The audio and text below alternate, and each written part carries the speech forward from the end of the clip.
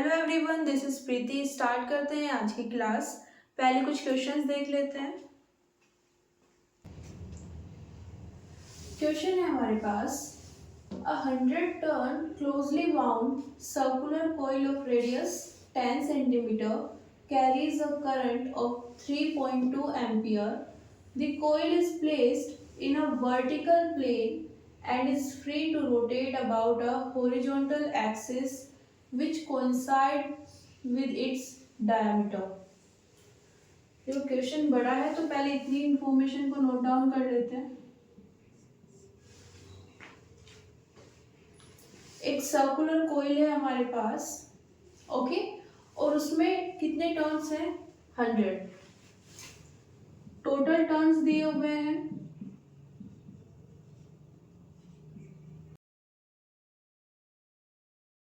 तो capital N से उनको डिनोट कर दिया है।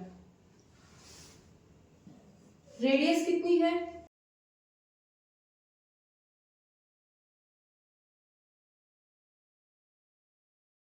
ओके, करंट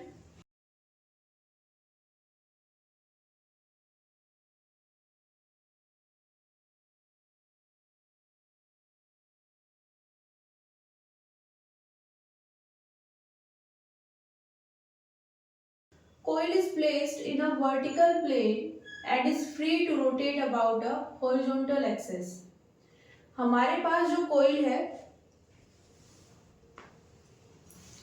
सर्कुलर कोइल है, तो इसको एज्यूम कर लेते हैं सर्कुलर कोइल। ओके, अब इन्होंने बोला है कि हमारी कोइल वर्टिकल प्लेन में प्लेस है ना, तो ये हमारे पास हो जाता है वर्टिकल प्लेन। ओके, अब अगर यहाँ पर कोई हॉरिजॉन्टल एक्सिस की बात करता है तो वो ये भी हो सकती है और ये वाली एक्सिस भी हो सकती है। ओके, अगर हम इसको इस तरह से रख दें तो ये हमारे पास हॉरिजॉन्टल प्लेन आ गया है। अब इसमें आप कोई इस तरह से लो एक्सिस, वो भी हॉरिजॉन्टल एक्सिस है ना, या फिर इस तरह से। ओके, ये तो अगर हम इस तरह प्लेन की बात कर रहे हैं, यहां पर अगर कोई बोलता है हॉरिजॉन्टल एक्सिस लेनी है तो आप इन दोनों एक्सिस को ले सकते हो। ये दोनों हॉरिजॉन्टल एक्सिस है, इनमें से कौन सी लेनी है वो आपको फिर से क्वेश्चन को पढ़ना पड़ेगा, है ना। अभी तक हमारे पास इंफॉर्मेशन क्या आई है, एक कोइल है और वो कहाँ पर रखी है? वर्टिकल प्लेन में। तो ये हमारा वर्टिकल प्लेन हो जाता है, उसमें हमने क्या रख किया है? एक कोइल को प्लेस कर दिया है। Okay, next, coil is free to rotate about a horizontal axis. अब इन्होंने हॉरिजॉन्टल एक्सिस की बात की है, हमने बोला था कि दो एक्सिस हो सकती है ना, ये और ये दोनों एक्सिस हमारे लिए हॉरिजॉन्टल है। ओके, ये किसकी बात कर रहे हैं? विच कोइंसाइड्स विद इट्स डायामीटर, जो कोइल के डायामीटर के साथ मैच होती है ना। अब देखो ये कोइल है वर्टिकल प्लेन में, इसका डायामीटर ये हो सकता है, ये तो नहीं होगा, है ना, ये वाला मार्कर ये तो नहीं हो सकता, ये हो सकता है। मतलब हमारे पास जो दो इस तरह से एक्सिस थी, दोनों हॉरिजॉन्टल एक्सिस थी, ये किसकी बात कर रहे हैं? इस वाले की। ये किसके अलोंग है? इस कोइल के डायामीटर के अलोंग है। ओके, इतना क्वेश्चन क्लियर हुआ। नेक्स्ट क्या गिवन है? A uniform magnetic field of 2 Tesla in horizontal direction exist. हमारे पास एक मैग्नेटिक फील्ड भी एग्जिस्ट करती है और कितनी वैल्यू है इसकी? 2 टेस्ला। ओके, अब इसकी डायरेक्शन भी इन्होंने दी है, कहां पर है? हॉरिजॉन्टल एक्सिस में। अब ऑलरेडी हमारे पास दो हॉरिजॉन्टल एक्सिस थी अगेन, है ना। अब ये किसकी बात कर रहे हैं? ये यहाँ पर बात कर रहे हैं horizontal axis such that initially the axis of the coil is in the direction of the field. Initially the axis of the coil in the direction of the field. वो वाली डायरेक्शन हमें किसकी लेनी है, मैग्नेटिक फील्ड की, जिसमें initially axis of the coil है। अब एक्सिस ऑफ द कॉइल क्या हुआ,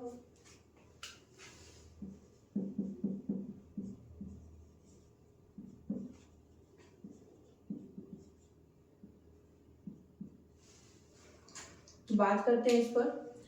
हम जब कॉइल की बात करते हैं तो यहां पर एक एरिया वेक्टर आ सकता है,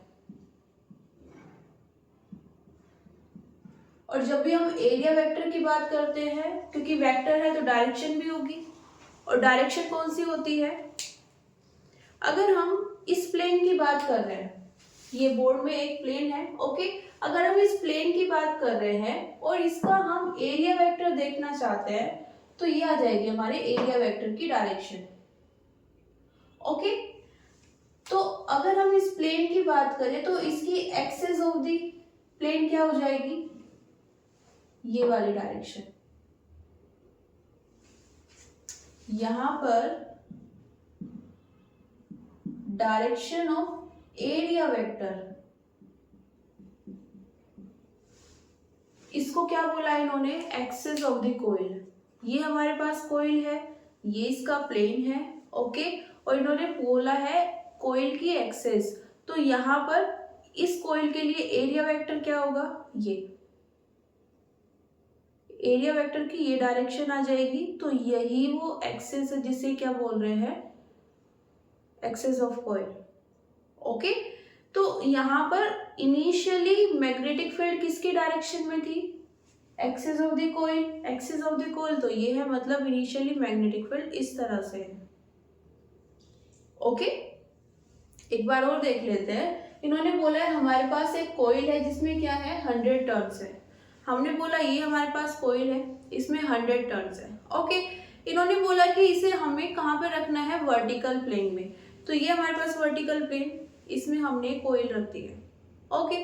अब यहाँ पर ये कॉइल रोटेट हो रही है, और रोटेट हो रही है कौन सी एक्सिस के अराउंड, हॉरिजॉन्टल एक्सिस के अराउंड। अब हमने बोला हमारे पास तो 2 हॉरिजॉन्टल एक्सिस है, कि इसकी बात कर रहे हो आप, तो इन्होंने बोला जो इस कॉइल के डायामीटर के अलोंग है, मतलब ये वाले, इस एक्सिस के अराउंड या इस एक्सिस के अलोंग ये कॉइल रोटेट हो रही है। अब कैसे रोटेट हो सकती है ये, इस तरह से, है ना। मतलब अगर हम बात करें, ये हमारे पास कॉइल है और यहाँ पर हमने 2 मार्क्स बना दिए हैं, ये इस एक्सिस के अराउंड रोटेट हो रही है। रोटेट होने के बाद क्या आएगा, ये ऊपर चला जाएगा और ये नीचे। इसे हम वर्टिकल फ्लिप होना भी बोलते हैं।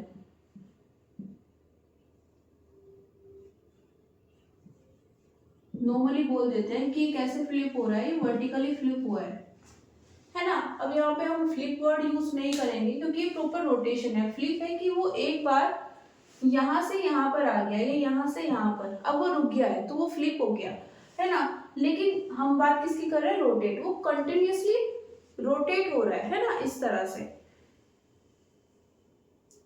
है ना। या उल्टा कर सकते हो, इस तरह से, यहाँ पर ये एक्सिस है और इसके अराउंड ये रोटेट हो रहा है, ओके।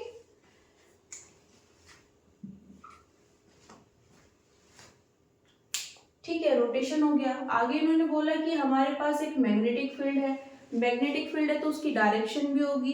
इन्होंने बोला डायरेक्शन वही है जो कॉइल की एक्सिस की डायरेक्शन है, ना। जो कॉइल की एक्सिस है वही क्या है, डायरेक्शन ऑफ मैग्नेटिक फील्ड। तो हमने बोला कि ये हमारे पास कॉइल है, इस तरह से रखी हुई है, तो इसकी एक्सिस ये वाली हो जाएगी, एक्सिस ऑफ कॉइल मतलब direction of area vector, okay. तो यहाँ पर ये हमारे पास क्या आ गई, एक्सिस ऑफ कॉइल, तो मतलब मैग्नेटिक फील्ड इनिशियली ऐसे है, ओके। अभी नेक्स्ट क्या करना है, coil rotates through an angle of 90 under the influence of the magnetic field. What are the magnitudes of the torque on the coil in the initial and final position? तो हमें basically पता चला है कि यहाँ पे फाइंड क्या करना है, टॉर्क, है ना, ये हमें फाइंड करना है। साथ में मेंशन किया हुआ है इनिशियल और फाइनल पोजीशन में। तो इन्होंने यहाँ पर एक वर्ड यूज किया हुआ है, जब इन्होंने यूनिफॉर्म मैग्नेटिक फील्ड का एक्सप्लेन किया था, a uniform magnetic field of 2 Tesla in horizontal direction exists such that initially the axis of the coil is in the direction of the field।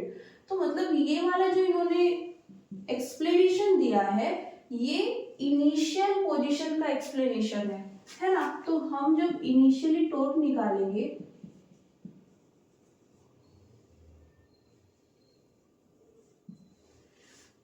Torque का formula क्या होता है, current carrying loop है ना। तो हम यहाँ पर अप्लाई अगर करें एम बी साइन थीटा, तो यहाँ पर एम कैसे फाइंड करेंगे, आई से हो जाएगा, कोयल में कितनी करंट फ्लो हो रही है ना, और A area of the coil कितना आ जाएगा, आई है 3.2 और area of the coil pi R square. Okay,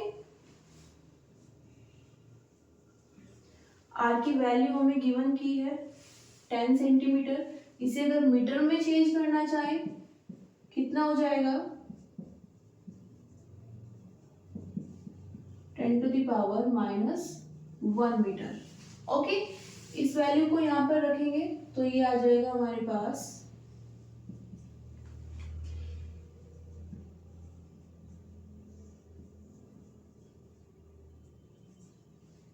okay. B कितना दिया हुआ है, 2 टेस्ला। साइन थीटा, थीटा क्या होता है यहाँ पर, angle between dipole moment and magnetic field. Okay, अब डाइपोल मोमेंट की डायरेक्शन क्या होती है, जब हम कोयल की बात करते हैं तो एम की वही डायरेक्शन होगी जो ए की होती है, मतलब डाइपोल मोमेंट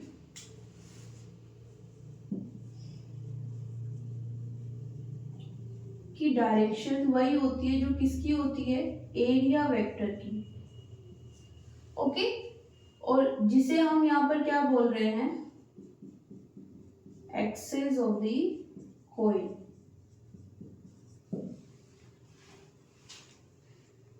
ओके, हमें एम की डायरेक्शन चाहिए होगी यहाँ पर, वो हम कहाँ से निकाल सकते हैं, एरिया वेक्टर की डायरेक्शन से। एरिया वेक्टर की डायरेक्शन कैसे आएगी, इन्होंने बोला है कि हमारे पास जो लूप है वो वर्टिकली प्लेस है। ओके, तो यहाँ पर ये किसकी डायरेक्शन हो जाएगी, एरिया वेक्टर की, जिसे हम क्या बोल रहे हैं, एक्सिस ऑफ द कोयल। अब थीटा किस किस के बीच का एंगल होता है, एम और बी। तो एम की डायरेक्शन तो ये आ गई, बी की डायरेक्शन ये जो इन्होंने एक्सप्लेन किया था यहाँ पर, इसमें इन्होंने यही तो एक्सप्लेन किया था कि मैग्नेटिक फील्ड भी तो किसकी डायरेक्शन में है, direction of the axis of the coil. मतलब यही हमारे पास मैग्नेटिक डाइपोल मोमेंट की डायरेक्शन है इनिशियली, और यही किसकी डायरेक्शन है, मैग्नेटिक फील्ड की। तो एंगल कितना हुआ,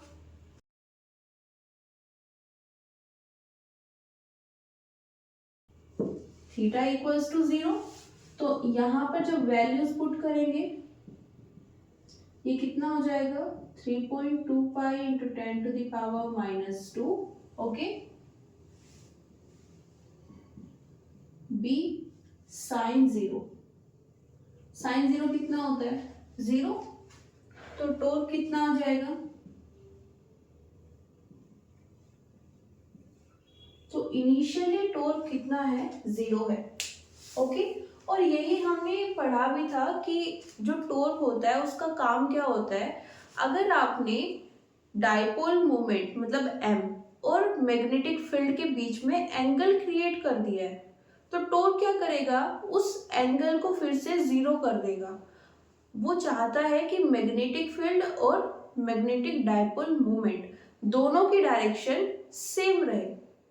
अब यहाँ पर पहले से सेम है ना, थीटा 0 है, देन टॉर्क का यहाँ पर कोई काम नहीं है, वो क्या हो जाएगा, 0 हो जाएगा। ओके, डायग्राम से अगर देखना चाहते हो तो हम साइड व्यू देख सकते हैं।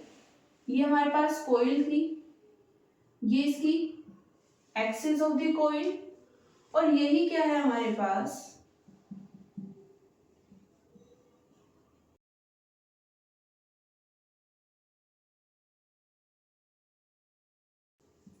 Direction of magnetic field. Okay, ये मैंने कुछ इस तरह से ड्रॉ किया है। अभी हम इस तरह से देख रहे थे, है ना, अब आप साइड से देखोगे तो आपको इस तरह से दिखेगा ये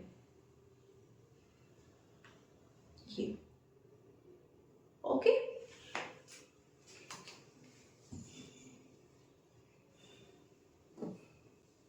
जब हमने डेरिवेशन किया था हमने यहाँ पर हॉरिजॉन्टल फ्लिप को देखा था।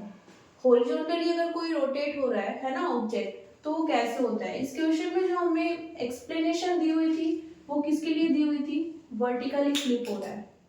ओके,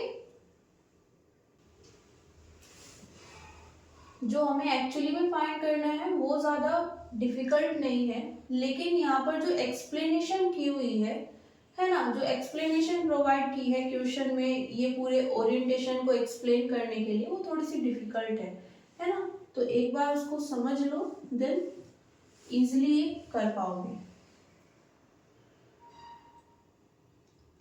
देखो, जब फाइनल पोजीशन के लिए निकालेंगे तो कॉइल तो हमारे पास सेम है, मतलब करंट भी सेम है, एरिया वेक्टर भी सेम है, तो m सेम रहेगा, है ना। मैग्नेटिक फील्ड भी सेम है, चेंज किया हुआ है ओरिएंटेशन, एंगल थीटा।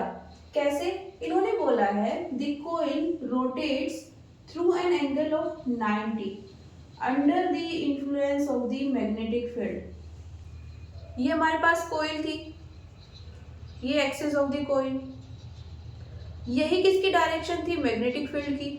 अब जब कॉइल रोटेट होगी तो रोटेट कैसे हो रही है कॉइल, इस तरह से, है ना। तो अभी के लिए ये प्लेन है और ये एक्सिस ऑफ द कॉइल। अब जब ये रोटेट होगी 90 डिग्री, यहां से 90 डिग्री इसको रोटेट करें, ये इस तरह से आ जाएगी। पहले ये था, 90 डिग्री रोटेट होना है तो ये आ जाएगा।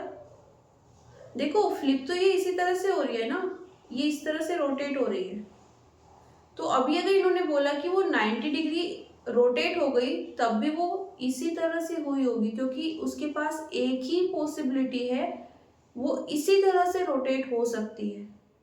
तो अगर वो यहाँ पर थी, 90 डिग्री रोटेशन हुआ है, देन अब ये उसकी नई पोजीशन है।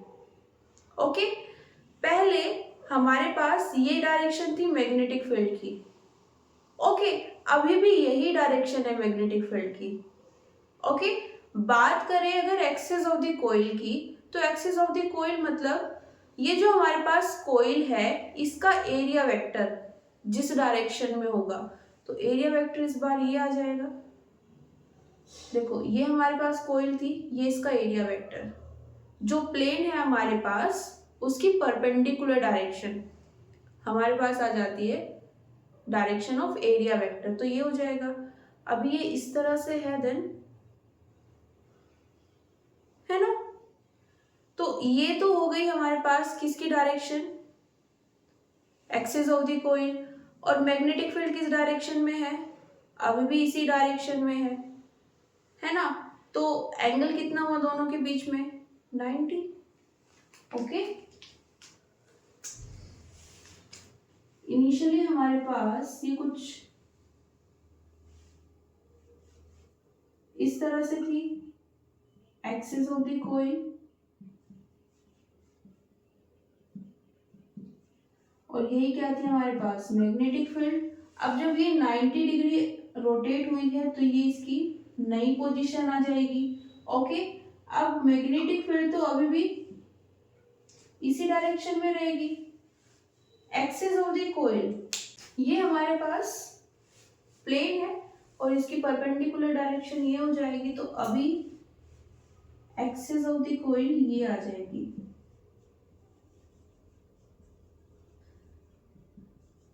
कितना एंगल है 90, तो हम इस बार क्या रखेंगे थीटा इक्वल्स टू 90। साइन 90 कितना हो जाएगा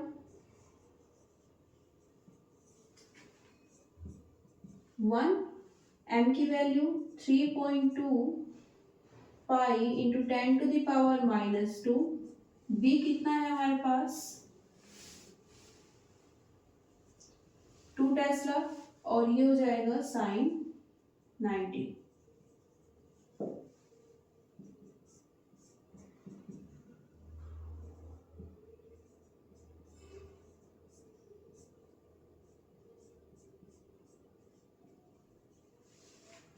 ओके, देखो यहाँ पर हमने जब ये मैग्नेटिक डाइपोल मोमेंट लिखा है आई ए, ये कितने टर्न्स के लिए है, सिर्फ एक टर्न के लिए है। हमें यहाँ पर कितने टर्न दिए हैं 100, तो यहाँ पर हम क्या लेंगे n,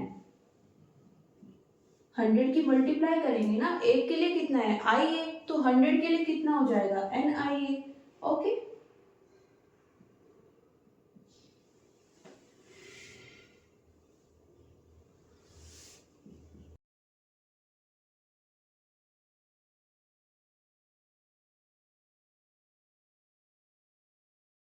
ये इसे कैंसिल हो जाएगा, आंसर कितना आएगा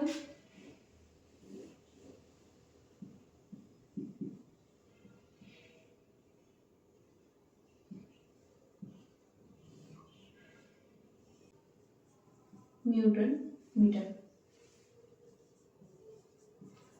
तो इनिशियली कितना था टॉर्क 0, क्यों, क्योंकि दोनों सेम ही डायरेक्शन में थे, बी भी और मैग्नेटिक मोमेंट भी।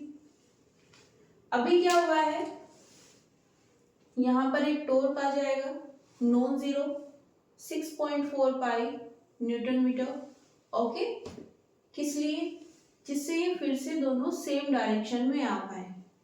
ओके, नोट कर लीजिए।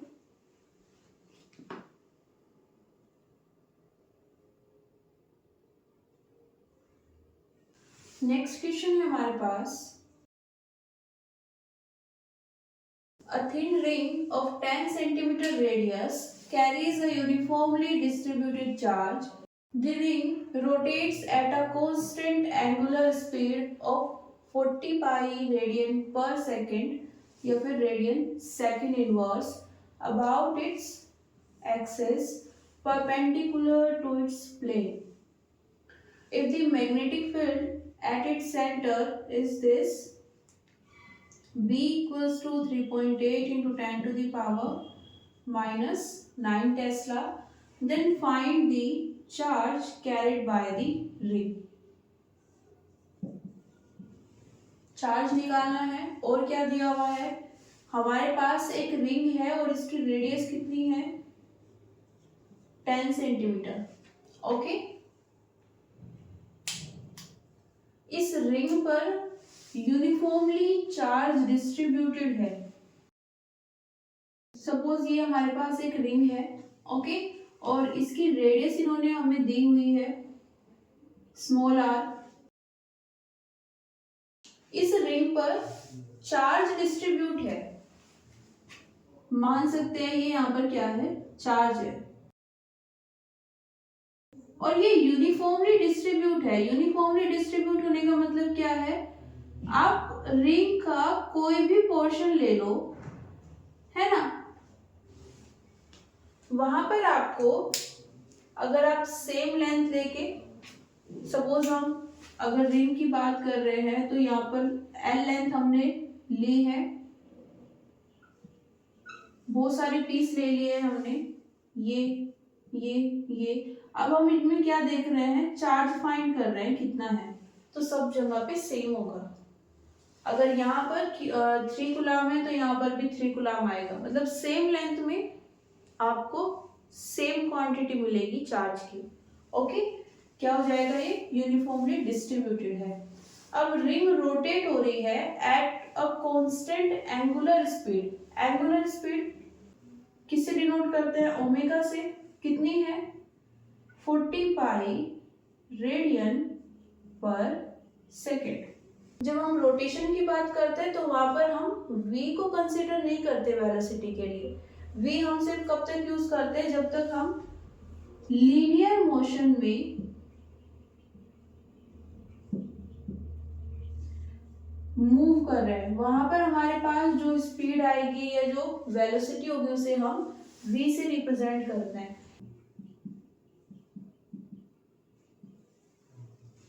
रोटेशन में अगर हमें वेलोसिटी जाननी है तो हम क्या करते हैं? ओमेगा यूज करते हैं। ओके, जिसे क्या बोलते हैं? Angular speed. अब इन्होंने एंगुलर स्पीड दी हुई है और यहाँ पर ये भी मेंशन किया है कि ये किस एक्सिस के अबाउट रोटेट हो रही है। इन्होंने बोला है जो रिंग है वो अपनी खुद की एक्सिस के अबाउट रोटेट हो रही है और ये एक्सिस कैसी है? Perpendicular to the plane. किसके प्लेन की परपेंडिकुलर?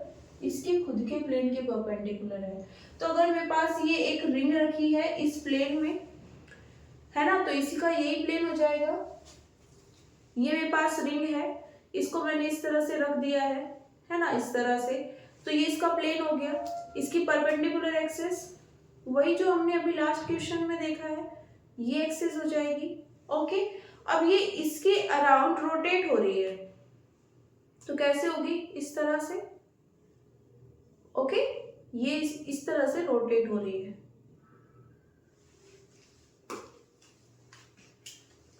हमें क्या करना है? चार्ज फाइंड करना है। कैसे करें? देखो, हमने इस 4th चैप्टर में सिर्फ करंट के बारे में जाना है और करंट से हम कुछ ना कुछ करके क्यू निकाल सकते हैं। तो पहले हमें अगर करंट पता चल जाए देन यहाँ पर पॉसिबिलिटी है कि क्यू आ जाएगा, है ना। तो पहले करंट निकाल लेते हैं। कैसे? ये जो मैग्नेटिक फील्ड इन्होंने दी हुई है ये इसके सेंटर पर है। सेंटर के लिए हमारे पास जो फॉर्मूला आता है कितना होता है?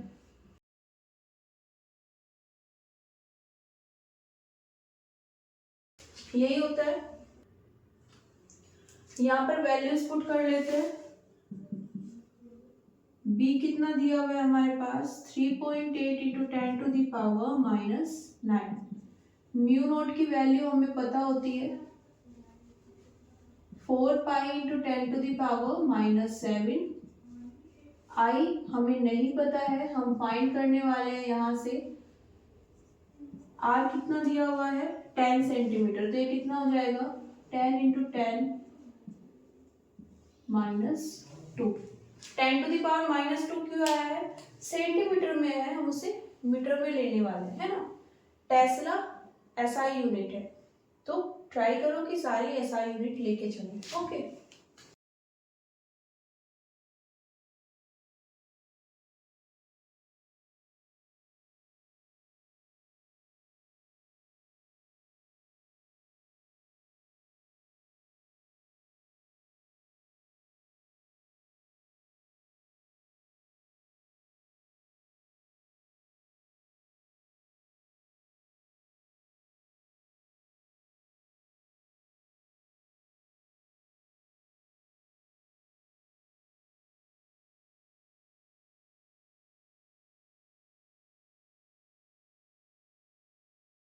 ओके,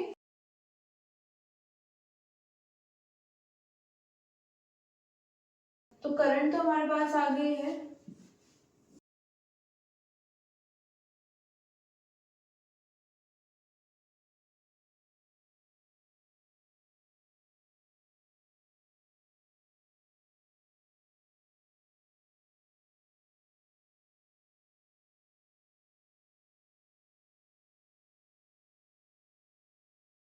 ये आई कौन सी करंट है? जो इस रिंग में फ्लो हो रही है। हमें क्या चाहिए? चार्ज चाहिए। अब हम जानते हैं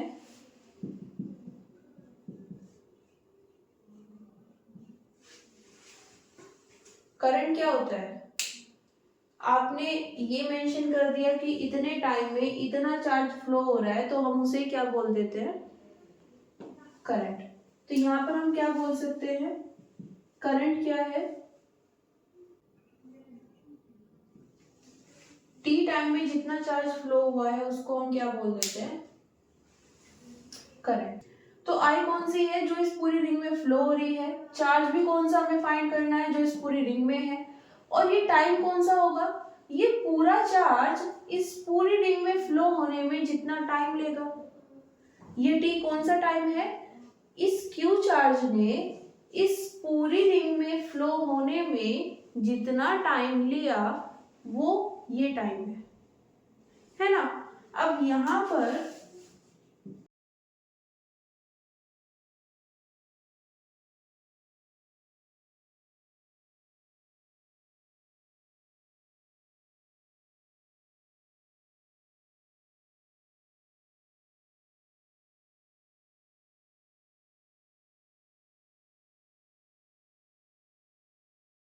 ओके, अब यहां पर टाइम टी कैसे निकालें, देखो यहां पर ओमेगा दिया हुआ है, और ओमेगा जब हम 11th में फिजिक्स पढ़ते हैं तो हमारे पास एक टर्म आती है टाइम पीरियड। ओके, और टाइम पीरियड का फॉर्मूला क्या होता है, कैपिटल टी से डिनोट करते हैं, और फॉर्मूला होता है 2 पाई बाय ओमेगा। इन्होंने हमें ओमेगा दिया हुआ है, टी का हमें पता नहीं, तो हम टी यहाँ से निकाल सकते हैं, मतलब टाइम पीरियड। लेकिन टाइम पीरियड क्यों निकाल रहे हैं, टाइम पीरियड होता क्या है,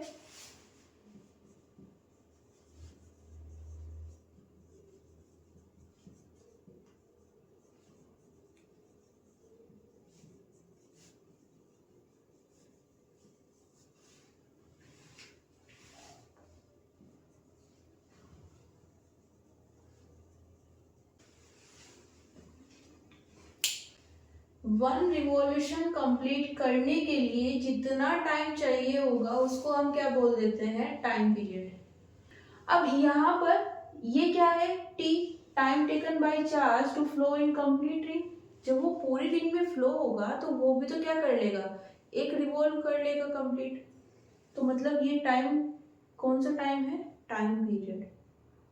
ओके, तो हमें यहाँ पर क्या फाइंड करना है, time period. Okay, time period कहाँ से फाइंड कर सकते हैं, इससे कर सकते हैं।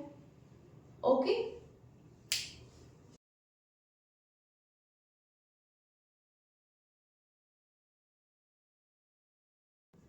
यहाँ से टी कितना आ जाएगा, 2 पाई बाय 40 पाई,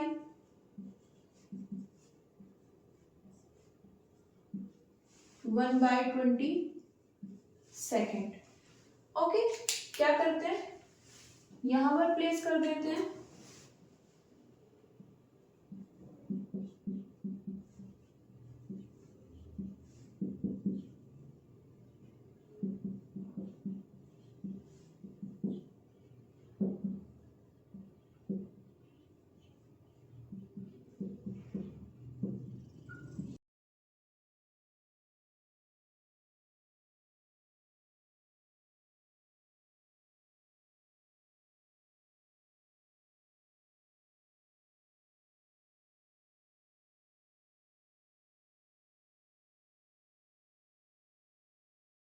देखो इससे पहले जो हमने क्वेश्चन किया था वो डिफिकल्ट नहीं था, लेकिन अगर आप जो लैंग्वेज लिखी है उसको समझ नहीं पा रहे हो तो वो आपके लिए डिफिकल्ट हो जाएगा, है ना।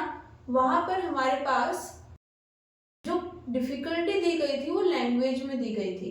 बात करें इस क्वेश्चन की, तो यहाँ पर आपको ये पता है कि हमारे पास अगर रिंग है तो वो किस शेप की होती है, सर्कुलर, है ना।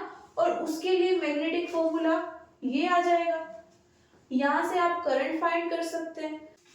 लेकिन इसके बाद क्या करें, है ना। अब अगर आगे आप सोल्व कर लेते हो कि करंट किससे रिलेटेड होती है, क्यू से, तो मैं ये फॉर्मूला अप्लाई कर सकता हूँ। लेकिन यहाँ पर टी की वैल्यू कहाँ से आएगी, देन आपको अगेन सोचना पड़ेगा, है ना।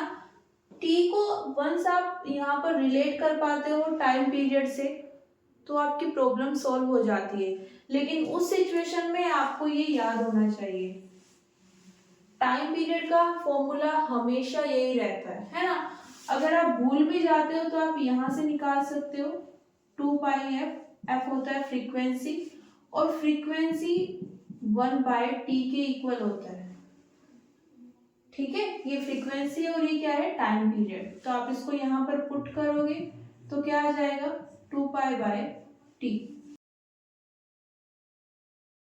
ओके, तो आपको इस प्रॉब्लम में स्टेप वाइज थोड़ी थोड़ी सी डिफिकल्टी दी हुई थी। ओके, अगर आप उसको सोल्व कर पाते हो देन इजी है क्वेश्चन। अब बात कर लेते हैं थोड़ी सी सर्कुलर लूप के बारे में, है ना। हमने जब लेक्चर 13 पढ़ा था तो उसमें हमने डायपोल मोमेंट के बारे में देखा था। डायपोल मोमेंट क्या होता है, डायपोल मैग्नेटिक डायपोल क्या होता है ना। और साथ में देखा था कि जो करंट कैरिंग लूप है, कोई भी क्लोज्ड लूप है, किसी भी शेप का हो सकता है, अगर उसमें करंट फ्लो हो रही है तो वो कैसे एक्ट करता है, मैग्नेटिक डायपोल की तरह, और उसके पास डायपोल मोमेंट भी होता है। इस स्टेटमेंट को हमने प्रूफ नहीं किया था, एज इट इज एक्सेप्ट कर लिया था कि ठीक है, आप बोल रहे हो कि जो क्लोज्ड लूप होता है उसमें करंट फ्लो होती है और इस सिनेरियो में वो किसकी तरह एक्ट करता है, मैग्नेटिक डायपोल की तरह, तो हम एक्सेप्ट कर रहे हैं। ओके, आज हम क्या करने वाले हैं, इसको प्रूफ करने वाले हैं, है ना। कैसे करेंगे प्रूफ,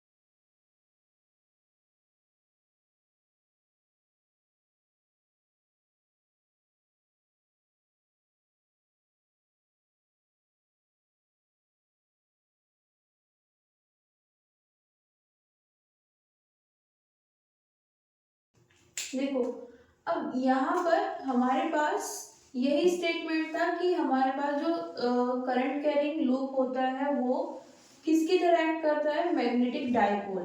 अब इस स्टेटमेंट को प्रूफ करने के लिए हमने शेप को फिक्स कर लिया है। हम यहाँ पर जो प्रूफ करने वाले हैं वो किसके लिए करेंगे, circular current carrying loop. Okay, अब इसको स्टार्ट करने से पहले एक पॉइंट हमें जो पता होना चाहिए, magnetic dipole magnetic field produce करता है। ओके, और उसका एक्सप्रेशन क्या होता है, एक बार देख लेते हैं।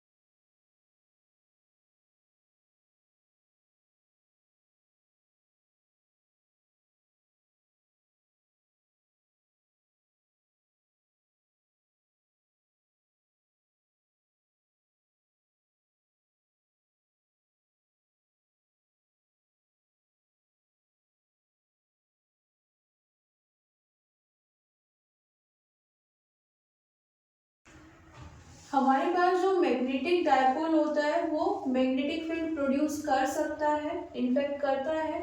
ओके, और अगर हम उसका एक्सप्रेशन देखना चाहें तो ये अभी हमारे पास इसका डेरिवेशन हमारे सिलेबस में नहीं है, तो हम इसको एज इट इज पढ़ लेते हैं।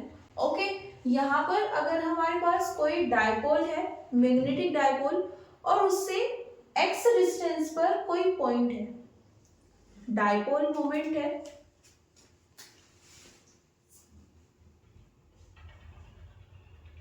सपोज ये मेरे पास क्या है, एक मैग्नेटिक डायपोल है और इससे एक्स डिस्टेंस पर एक पॉइंट है मेरे पास, है ना, इसकी एक्सिस पर, ओके, वहां पर मैं क्या निकाल रही हूँ, मैग्नेटिक फील्ड। तो ये हमारे पास एक्सप्रेशन आ जाएगा, ये मैग्नेटिक डायपोल, इससे x डिस्टेंस पर हमारे पास क्या है, एक पॉइंट P है, और वहां पर हम क्या देखना चाहते हैं, डायपोल के कारण मैग्नेटिक फील्ड। तो हमारे पास ये एक्सप्रेशन आ जाता है, ओके। डेरिवेशन नहीं है इसका हमारे सिलेबस में, तो हम इसको एज इट इज पढ़ लेंगे, ओके। अब ये तो किसके कारण हुई, मैग्नेटिक फील्ड, मैग्नेटिक डायपोल के कारण। अब आ जाते हैं अपने सर्कुलर लूप पर।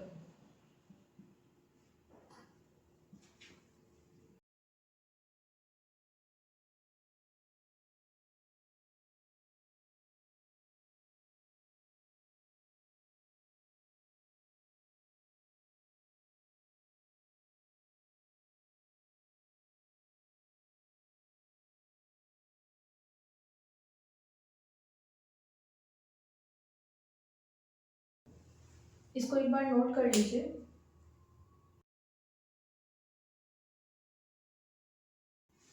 ये हमारे पास एक सर्कुलर लूप है ना, और ये इसकी रेडियस, हम इसको साइड से देख रहे हैं, ओके। और इसकी ये हमारे पास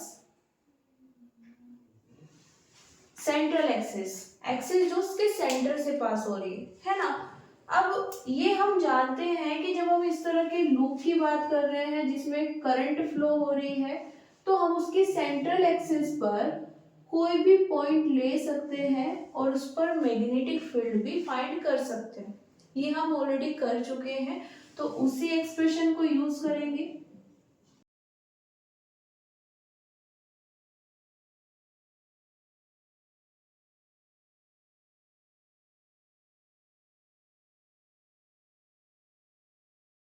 यहाँ पर x क्या है, ये कोइल का सेंटर है, इससे P पॉइंट की डिस्टेंस।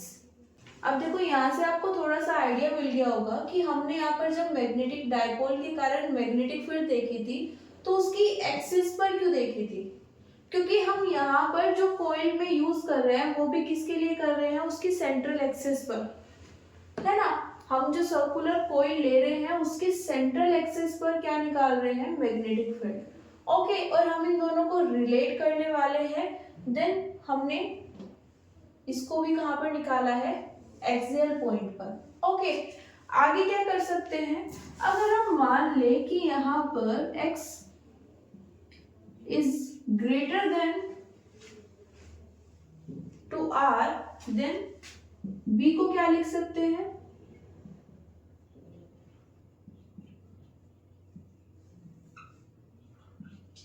देखो r x की कंपैरिजन में बहुत ज्यादा छोटा है, साथ में ये प्लस में भी है, तो हम इसको क्या कर सकते हैं, यहाँ पर नेग्लेक्ट कर सकते हैं, ओके।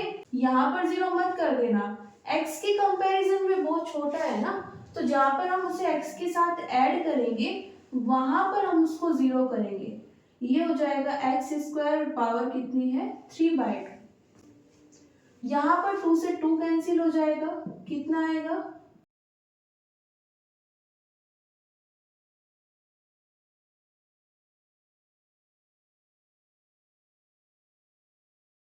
ओके।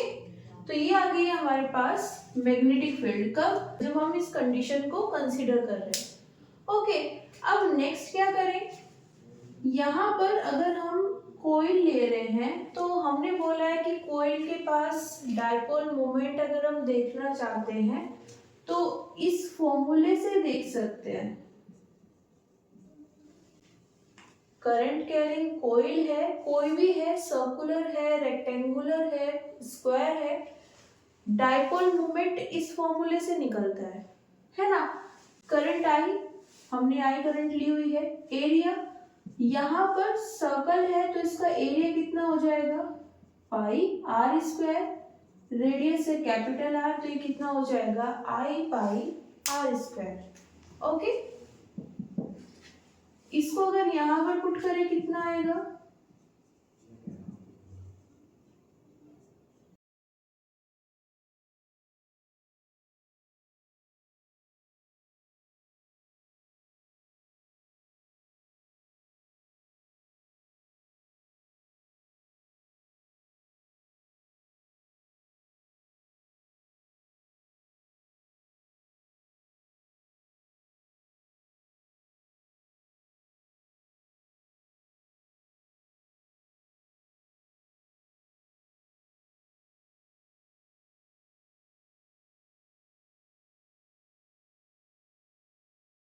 एक बार जरा कंपेयर करो, सेम है दोनों। वेक्टर फॉर्म में लिखना चाहते हो तो दोनों वेक्टर है। ओके, तो यहां से हम क्या बोल सकते हैं, जब हम इस कंडीशन को यूज करते हैं तो हमारे पास वही मैग्नेटिक फील्ड आ जाती है जो कौन प्रोड्यूस करता है, मैग्नेटिक डायपोल, है ना। दैट्स मीन जब हम किसी करंट कैरिंग लूप को बहुत दूर से ऑब्जर्व करते हैं, है ना, हमने कोई करंट कैरिंग लूप लिया है और उसके कारण हम मैग्नेटिक फील्ड देखना चाहते हैं किसी पॉइंट P पर, तो वो P बहुत ज्यादा डिस्टेंस पर है अगर, है ना, कोयल से, सिर्फ तभी कोई भी करंट कैरिंग लूप किसकी तरह एक्ट कर सकता है, मैग्नेटिक डायपोल। हमने जब ये स्टेटमेंट पढ़ा था तो हमने वहां पर किसी लिमिटेशन को डिफाइन नहीं किया था, है ना।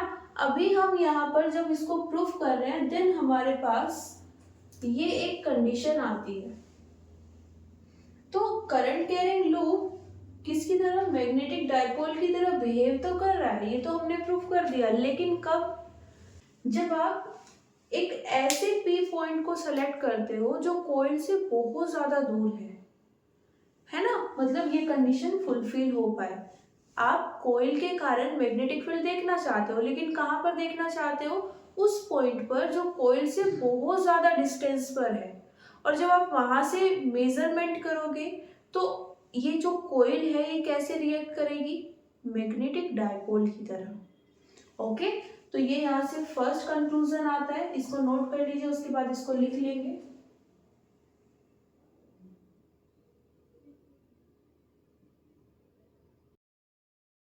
तो यहाँ पर ये हमारे पास फाइनल स्टेटमेंट आ जाता है जिसमें हमने कंडीशन भी ऐड कर दी है कि मैग्नेटिक डायपोल की तरह बिहेव तो करेगा, लेकिन कब, जब हम ऑब्जर्व कर रहे हैं मैग्नेटिक फील्ड कहाँ पर, एक बहुत बड़ी डिस्टेंस पर, कहाँ से, कॉइल के सेंटर से।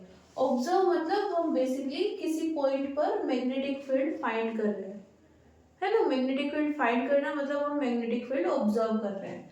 अब यहाँ पर ये जो पूरा स्टेटमेंट है, ऑल्दो हमने ये जो प्रूफ किया है ये सिर्फ किसके लिए किया है, करंट कैरिंग लूप के लिए, वो भी कैसे, सर्कुलर, लेकिन ये स्टेटमेंट सभी टाइप के, सभी शेप के लूप्स पर वैलिड होता है। आप स्क्वायर लूप लो, आप रेक्टेंगुलर शेप का लूप लो, सभी केसेस में यहाँ पर आप जब ऑब्जर्व करते हो मैग्नेटिक फील्ड एक बड़ी डिस्टेंस पर, ओनली देन आप उस जो लूप है उसको बिहेव करते हुए देख पाओगे किसकी तरह, मैग्नेटिक डायपोल। ओके, अब इसके आगे अगर हम जाएं, हम कुछ रिप्लेसमेंट करते हैं, क्या, म्यू नोट को रिप्लेस करते हैं 1/एप्सिलॉन नोट से। म्यू नोट क्या होता है, परमिएबिलिटी, एप्सिलॉन नोट परमिटिविटी, जो हमने फर्स्ट चैप्टर में पढ़ी थी। ओके, सेकंड यहाँ पर क्या करते हैं, बी को रिप्लेस कर देते हैं किससे, ई से। ओके, मैग्नेटिक डायपोल मोमेंट मतलब स्मॉल m, इसको रिप्लेस करेंगे इलेक्ट्रिक डायपोल मोमेंट से, मतलब स्मॉल p, और इन रिप्लेसमेंट को कहां पर करने वाले हैं, इसमें। ओके, तो हमारे पास है B equals to mu naught M divided by 2 pi x cube. Direction mention नहीं कर रहे हैं अभी। ओके, अब जब रिप्लेसमेंट करते हैं तो E क्या बन सॉरी B क्या बन जाएगा, E म्यू नॉट को क्या लिख सकते हैं 1 बाय एप्सिलॉन नॉट, M क्या हो जाएगा P, ये कितना आ जाएगा as it is 2 pi x cube.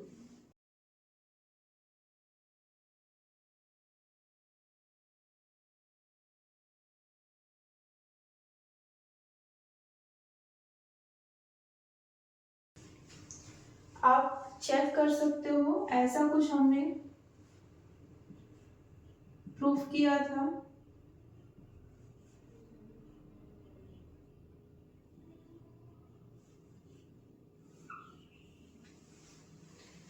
ये हमारे पास फॉर्मूला आया था जब हम इलेक्ट्रिक डाइपोल के एक्सियल पॉइंट पर क्या निकाल रहे थे, इलेक्ट्रिक फील्ड।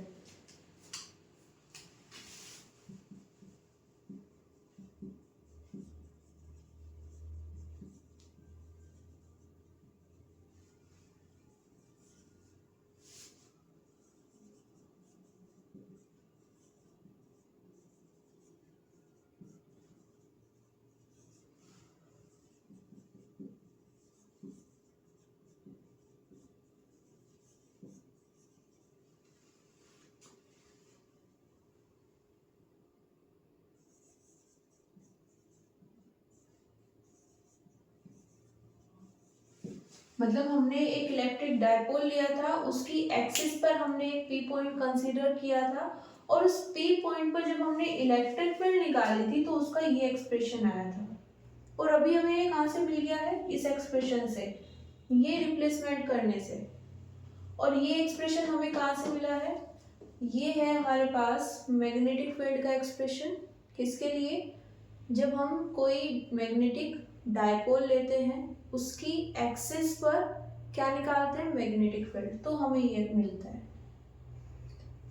या फिर कोई सर्कुलर लूप है जो किसकी तरह एक्ट कर रहा है, मैग्नेटिक डायपोल की तरह, उसकी सेंट्रल एक्सिस पर हम कोई पी पॉइंट लेते हैं। पॉइंट ये है कि एक्सियल पॉइंट हम अगर कंसीडर कर रहे हैं तो हमें ये इलेक्ट्रिक फील्ड मिलती है और ये मैग्नेटिक फील्ड, और ये दोनों हमें डेराइव करने की जरूरत नहीं है, एक अगर है तो दूसरा हमें मिल जाएगा इन रिप्लेसमेंट से। सिमिलरली हमने इक्वेटोरियल पॉइंट पर भी क्या निकाली थी, इलेक्ट्रिक फील्ड, उसका एक्सप्रेशन क्या था,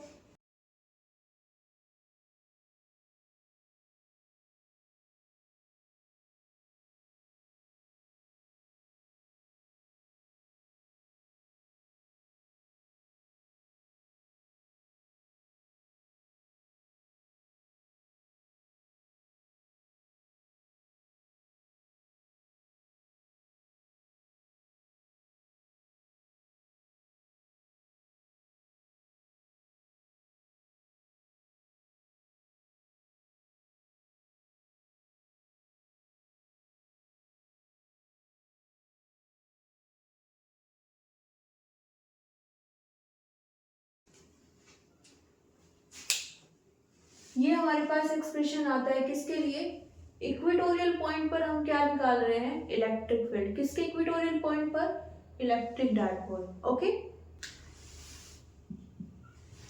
अब यहाँ पर भी हम डायरेक्शन भी ले सकते हैं और मैग्नीट्यूड भी। ओके, अगर हम अगेन यहाँ पर क्या करें, रिप्लेसमेंट, P को क्या लिख सकते हैं, M, 4 pi as it is रहेगा, x square as it is रहेगा, epsilon naught 1 by epsilon naught को क्या लिखते हैं, म्यू नॉट। ये हमारे पास मैग्नेटिक फील्ड आती है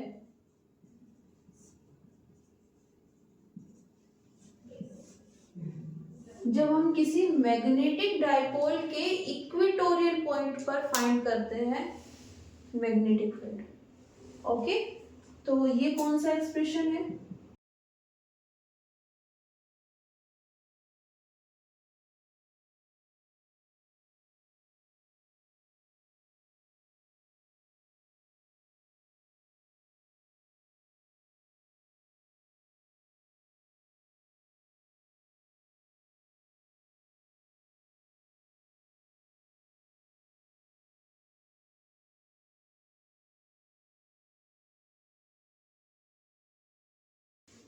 ओके, डेरिवेशन अगेन नहीं है। ओके,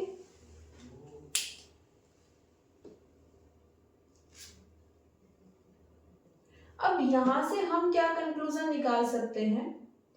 यहां से हम ये कंक्लूजन निकाल सकते हैं कि इलेक्ट्रिक और magnetic field similar pattern show करते हैं, है ना। जब हम मैथमेटिकली उनको देखते हैं तो हम कुछ रिप्लेसमेंट करके उन दोनों को गेन कर सकते हैं। यहाँ पर इन दोनों का मैथमेटिकली सिमिलर बिहेवियर होता है। जैसे यहाँ पर B इनवर्सली प्रोपोर्शनल है किसके, एक्स क्यूब के, तो इलेक्ट्रिक फील्ड भी इनवर्सली प्रोपोर्शनल है एक्स क्यूब के, है ना।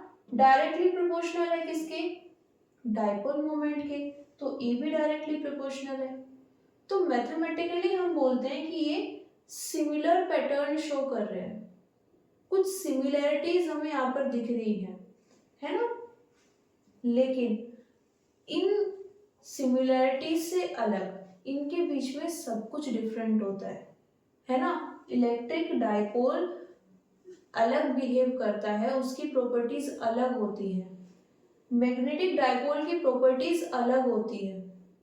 सिमिलैरिटीज की बात करें तो सिर्फ यही सिमिलैरिटी है ना। मैथमेटिकली ये दोनों डायरेक्टली प्रोपोर्शनल होते हैं m के और इनवर्सली प्रोपोर्शनल होते हैं x क्यूब के। इनको रिप्लेसमेंट से गेन किया जा सकता है, अचीव किया जा सकता है। एक चीज आपके पास है तो आप दूसरी तक चले जाएंगे।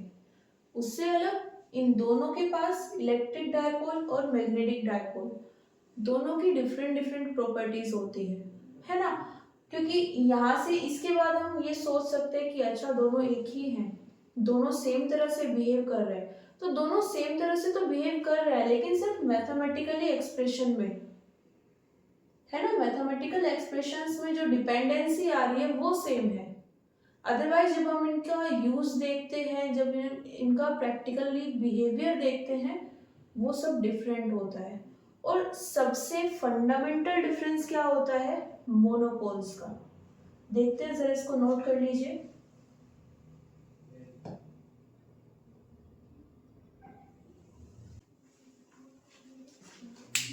तो यहाँ पर हमारे पास जो सेम पैटर्न होता है, सिमिलर पैटर्न होता है, वो हम यहाँ से देख सकते हैं। ओके, लेकिन इससे अलग जैसे हमने अभी बात की कि बहुत सारी जो प्रॉपर्टीज होती है वो एकदम डिफरेंट होती है। ओके, दोनों का बिहेवियर अलग अलग सिचुएशन में डिफरेंट होता है। दोनों कौन, इलेक्ट्रिक डाइपोल और मैग्नेटिक डाइपोल। ओके, और इनमें से जो मोस्ट फंडामेंटल डिफरेंस होता है वो क्या है? जब हम बात करते हैं इलेक्ट्रिक डाइपोल की, तो ये हमारे पास एक इलेक्ट्रिक डाइपोल है। यहाँ पर हमारे पास अगर पॉजिटिव क्यू है, पॉजिटिव चार्ज, तो यहाँ पर नेगेटिव चार्ज। ओके, अब ये दोनों सेपरेटली एग्जिस्ट कर सकते हैं। मतलब अगर हम इनको आइसोलेटेड फॉर्म में रखें, ये हमारे पास एक अकेला चार्ज है, मतलब ये आइसोलेटेड चार्ज है ना। एक सिंगल चार्ज को क्या बोलते हैं, आइसोलेटेड चार्ज। तो ये अभी भी एग्जिस्ट कर रहा है ना। वैसे ही अगर हम अकेला किसको रख दें, नेगेटिव चार्ज को, मतलब नेगेटिव चार्ज को लें आइसोलेटेड फॉर्म में, तो वो भी एग्जिस्ट कर सकता है। तो ये तो हुई किसकी बात, इलेक्ट्रिक डाइपोल की। जब हम मैग्नेटिक डाइपोल पर आते हैं, सपोज हमारे पास एक मैग्नेट है।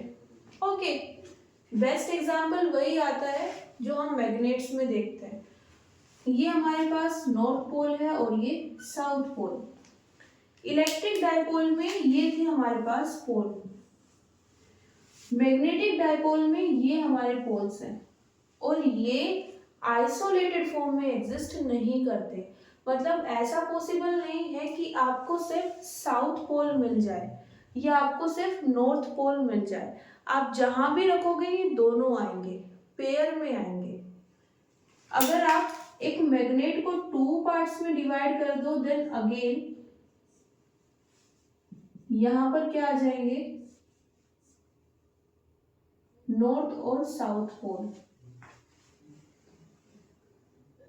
ओके, तो इसीलिए बोला जाता है कि मैग्नेटिक डाइपोल में मोनोपोल्स एग्जिस्ट नहीं करते। मोनोपोल्स मतलब एक अकेला सिंगल पोल, जैसे यहाँ पर एग्जिस्ट कर रहा है। एक ये पोल है, एक ये पोल है, इनको हम क्या बोल सकते हैं, मोनोपोल्स। अगर नॉर्थ अकेले एग्जिस्ट कर जाता और साउथ अकेले एग्जिस्ट कर जाता तो वो भी क्या बन जाते, मोनोपोल। लेकिन एग्जिस्ट नहीं करते हैं तो मैग्नेटिक डायपोल के पास मोनोपोल्स नहीं होते हैं। ओके, नोट कर लीजिए इसको।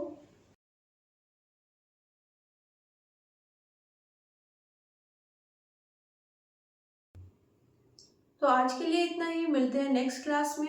Thank you everyone, see you soon.